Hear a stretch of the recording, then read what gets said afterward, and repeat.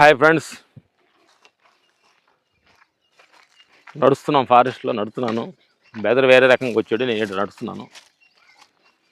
నడుస్తున్నప్పుడు మనవాడు వీడియో తీస్తున్నాడు. ఈరోజు మేము చెప్పాలనుకుంది ఏంటంటే,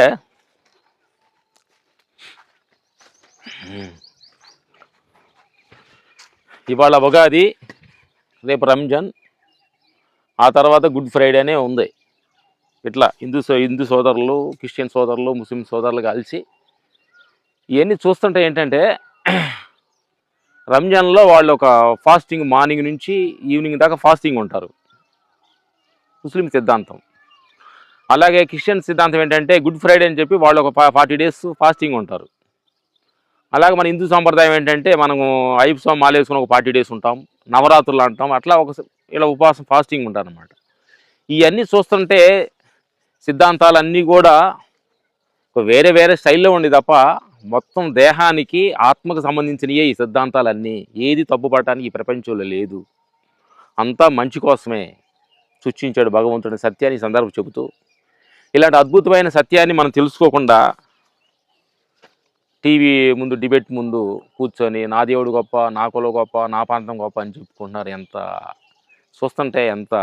చూస్తుంటేనే మనకు చూస్తుంటే ఎంత అసహ్యంగా అనిపిస్తుంది. అది ఎలా అనిపిస్తుంది అంటే, కొట్టుకుంటుంటే నా మతం గొప్ప, నా దేవుడు గొప్ప అని కొట్టుకుంటుంటే ఎలా ఉందంటే, ఒక రోడ్డు పక్కన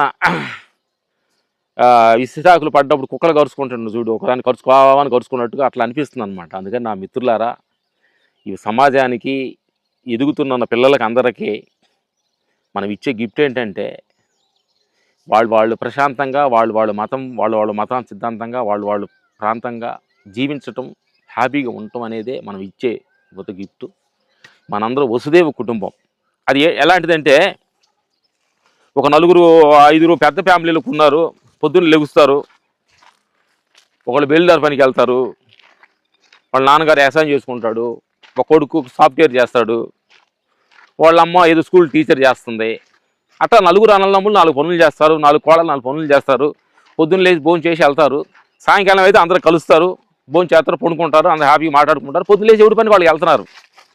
అట్లే ఈ ప్రపంచంలో వాళ్ళ పనులు, వాళ్ళ దేవుళ్ళు, వాళ్ళు బిజీగా ఉంటున్నారు. సాయంకాలం వచ్చి అందరూ హ్యాపీగా ఉంటున్నారు. కాబట్టి ఇదంతా వసుదేవ కుటుంబం అందరం. అందుకని ఎవరిని కించపరిచి, ఎవరిని దేశించి తక్కువగా చూడకూడదు, తక్కువగా మాట్లాడకూడదు. మన అందరూ వసుదేవ కుటుంబం, అందరూ ఒకటే ఫ్యామిలీ. విశ్వం అంతా మనుషులంతా ఒకటే ఫ్యామిలీ. ఈ సందర్భంగా చెబుతూ సెలవు తీసుకుంటాను నా మిత్రులారా. దీని గురించి నాలో ఉన్న కోరికను బయట మాట్లాడి వచ్చే యువతను డిస్టర్బెన్స్ చేయొద్దు. హ్యాపీగా జీవిస్తున్న యువతంతా వాళ్ళందరూ కమ్మగా ఆ ఊరు నుంచి ఈ ఊరికి, ఈ ఊరు నుంచి ఆ ఊరికి జాబులు చేసుకుంటూ ప్రపంచం అంతా తిరుగుతున్నారు. వాళ్ళకి ఈ దీన్ని రుద్దొద్దని చెబుతూ సెలవు తీసుకున్నాం. మనందరూ వసుదేవ కుటుంబం. Okay, bye.